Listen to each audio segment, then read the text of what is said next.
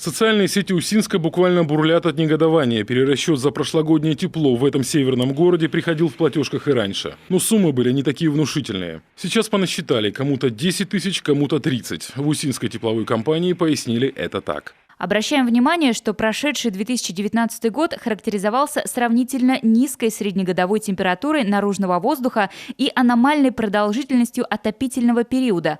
Отопительный период 2018-2019 годов был завершен лишь 24 июня 2019 года, а текущий отопительный период 19-20 годов начался уже 27 августа прошлого года.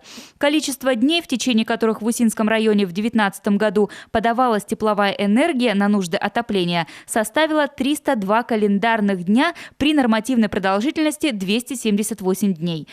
То есть, по факту, дома Усинска отапливались 10 месяцев в году. Отсюда и такие суммы. Всего, по данным городской мэрии, платежки с повышающими корректировками за тепло пришли жителям 81 многоквартирного дома. К слову, похожая ситуация была и в прошлом году. Тогда специалисты службы Стройжилтехнадзора в результате проверки выявили, по их мнению, некоторые нарушения. Однако суд встал на сторону тепловой компании. По квитанциям с перерасчетами этого года предстоит новая проверка.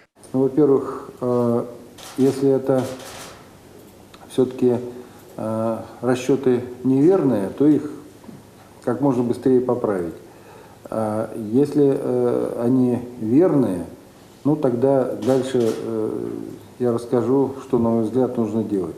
Владимир Уйба поручил руководителю службы Стройжилтехнадзора Роману Шашеву провести проверку начислений за тепло. Работать в тесном взаимодействии с прокуратурой и администрацией города. Ситуацию с корректировками впредь держать на контроле не только в Усинске, во всех муниципалитетах Коми. Второе. С целью минимизации последствий для граждан руководству города необходимо разработать механизм предоставления рассрочки оплаты по корректировочным квитанциям. А учитывая нынешнюю эпидемиологическую ситуацию, необходимо обеспечить возможность дистанционного оформления для граждан, соблюдающих режим самоизоляции. Ваше поручение будет выполнено в течение часа, так как алгоритм взаимодействия мы уже разработали. Совместно с Усинской тепловой компанией есть предложение именно вот эту сумму перерасчета сделать до 5 лет рассрочку. Одно. И, естественно, это все будет делаться дистанционно, даже по СМС-вайберу. Сегодня это тоже разрабатывается. Владимир Уйба напомнил о постановлении правительства, которое запрещает взыскание неустоек за несвоевременную или неполную оплату коммунальных услуг вплоть до 1 января 2021 года. Мэр Усинска заверил, никаких пений и штрафов не будет. К 17 апреля станет известно, была ли корректировка за тепло действительно правильной. У нас, к сожалению, оснований для проведения проверки не было, во-первых, потому что обращения граждан к нам не поступали.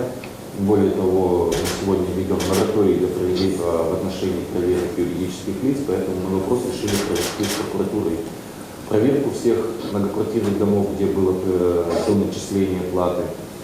У нас с прокуратурой установлен срок для окончания проверки 17 апреля 2020 года, после чего мы уже будем понимать правомерность и правильность начисления такой платежи. Крайне важно для людей, кого коснулись вот эти перерасчеты, я прошу в обязательном порядке выполнять то, о чем мы сегодня договорились. Причем, по сути, мы договорились со всем народом, поскольку все наши слова сняты и будут транслированы людям. Поэтому прошу за свои слова отвечать.